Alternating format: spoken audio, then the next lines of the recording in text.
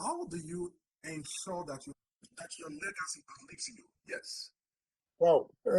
First of all, I noticed that when God is lifting you up, He leaves landmarks for you. First of all, there are people that mentored you. You didn't just learn everything yourself. And God expects you to also be mentoring people so that through mentorship, your legacy will outlive you. Your impact will outlive you. That's one thing.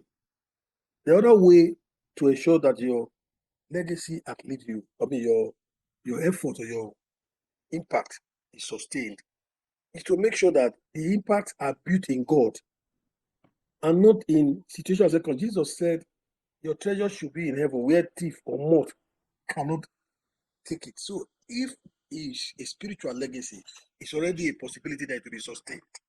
So two things I've just said. Number one, mentorship. And number two, building everything in the Lord. Jesus said that I'm going to go away, but that which I have committed into his hand is able to keep until that day. So if you build everything and leave it in the hands of the Lord is going to make sure that you did not live and waste your life, both in the people you have impacted spiritually, in the family and the generation you have raised. God will make sure that they are not forgotten. God boasted and told David, as long as the earth is reserved, he will keep somebody on the throne of David. It was not David doing it, it's God that ensured that his legacy was not forgotten. So it's God that can help us sustain our legacy. Thank you.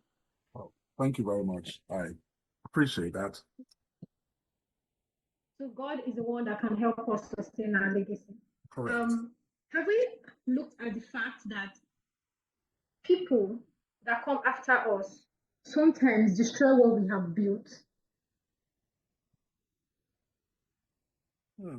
And yes, how do we address that? that? Because it's a known issue in society. Like you finish building something and maybe you leave that leadership position, and then the person after you tries to do something else and abandons that project. Yes. So is it just all about prayer? Yeah. I think, first of all, it shows that the mentorship was not effective, or you did not do enough job before you left the scene. There are some persons, it's the tail end that they suddenly realize that they don't have a successor.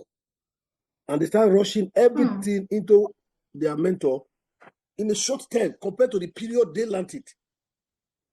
Whereas from the beginning, you are supposed to have a legacy plan. I want to tell you the truth. It is expected that you must have a strategic plan. Inside that plan, there's a sustainability plan. So if you are going to mentor people, you start from scratch. They should follow you through the paths. The reason why the disciples were able to carry on the gospel is because they walked with him long enough. If they were to meet him on the way, they will start their own legacy and forget about the previous one. So I think people destroy what we have built when we did not mentor them sufficiently and they do not fully understand what you were telling them. Secondly, we must not remove the fact that the devil still exists in this world. My experience shows that at the end of the day, not necessarily everything that will survive. I'm just telling you the truth, to be practical. Even time itself will transform the value. There are people who celebrated electricity, that they have done electricity, that be able to start computer. Legacies have moved on. The other thing is that people will build on what you started. Don't expect it that it will remain there forever, but it will last for as long as it's necessary. And then finally, I think that every legacy project must have a strategic plan, must have a period with which you want to accomplish it, and must have a period it's expected to last, after which something else must be built on it as a foundation. Thank you. And thank you so much, sir.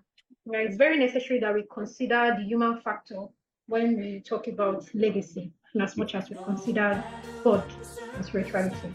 Okay, so the word is working mightily.